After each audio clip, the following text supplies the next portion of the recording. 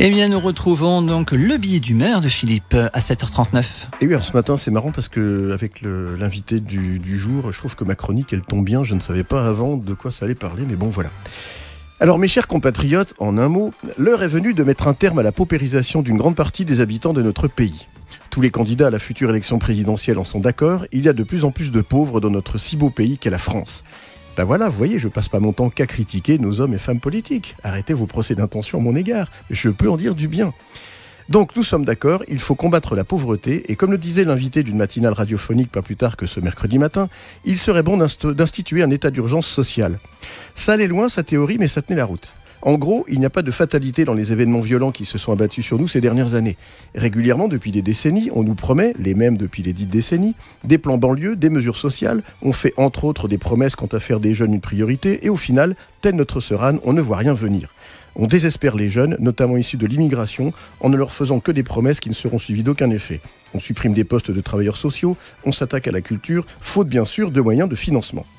Alors, on laisse la place à des prédicateurs de tout poil, bah oui, c'est pas de ma faute s'ils sont barbus, et on se retrouve avec des jeunes qui apprennent à haïr la France et la haïr à mort.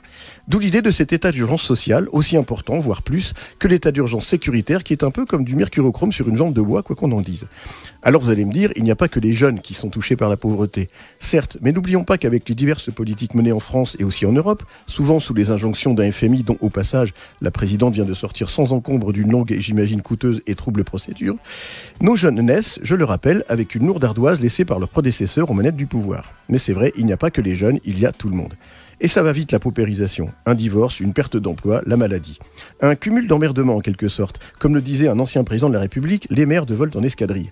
En fait, on peut dire qu'il y en a qui cumulent les emmerdements, comme d'autres cumulent les mandats. Ah bah voilà, on se disait aussi, il allait pas être gentil longtemps celui-là. Bah oui, mais faut dire qu'il y a une différence de taille et qui me fait réagir, c'est que dans un cas, les uns se battent pour mettre fin à ce cumul infernal et les autres se battent pour rétablir l'autre. En simples mots, pour deux combats compliqués. Mais un point commun, tout est question de volonté politique. 1. La volonté d'un peuple de mettre un terme à ces deux cumuls. 2. La volonté de l'élu cumulard voulant remettre en cause la légitimité de la chose votée et ayant donc force de loi. Tel élu phare pleure la perte de 4 000 € liée à son absentéisme au Parlement. Vérification faite, c'est beaucoup moins. Et à quoi est dû cet absentéisme, allez-vous me demander ? Aux multiples charges liées à sa fonction de maire. Et oui, le cumul. Au fait, un demandeur d'emploi, le chômeur étant lui un feignant, comme tout à chacun le sait, qui ne se présente pas à rendez-vous. On leur a dit, tout simplement, eh ben oui, on ne peut pas lui retirer les sous qu'il n'a pas. Et lui n'a pas demandé à être chômeur. En revanche, un député battu, lui, touchera, sauf erreur de ma part, 5 ans d'indemnité chômage à taux plein. Mais lui, il avait demandé à être député. Alors certains prêchent pour un cumul des mandats et une seule indemnité. Bon, pourquoi pas ? Si on reverse le montant des dites indemnités à un budget finançant les programmes ambitieux dans les domaines sociaux et culturels.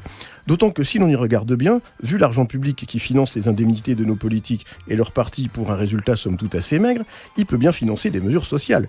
Je vous le dis, c'est juste une question de volonté politique. Ce que veulent les Français, bah c'est ça, un point, c'est tout.